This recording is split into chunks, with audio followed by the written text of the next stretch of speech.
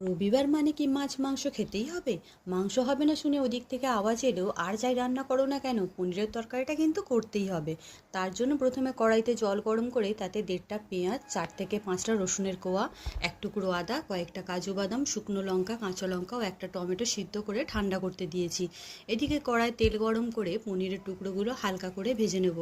পনির ভেজে নেওয়ার পর বাড়তি তেলে দিয়ে দেবো আগে থেকে সিদ্ধ করে ঠান্ডা করে রাখা আদা, রসুন, পেঁয়াজ, কাঁচা লঙ্কার পেস্টটা।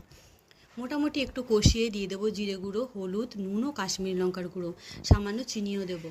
সব কটা মশলা কষানো হলে দিয়ে দেবো সিদ্ধ করে ঠান্ডা করে রাখা টমেটো, শুকনো লঙ্কা, কাজু বাদাম বাটার পেস্ট। মশলা থেকে তেল ছেড়ে এলে দিয়ে দেবো 2 চামচ ফেটিয়ে রাখা টক দই।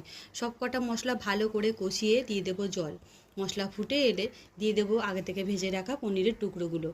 ভালো করে নাড়াচাড়া করে দিয়ে দেবো 1 চামচ ঘি, কাসুরি মেথি, ধনে পাতা। ভালো করে মিশিয়ে নামানোর আগে দিয়ে দেবো 1/2 চামচ গুঁড়ো গরম মশলা।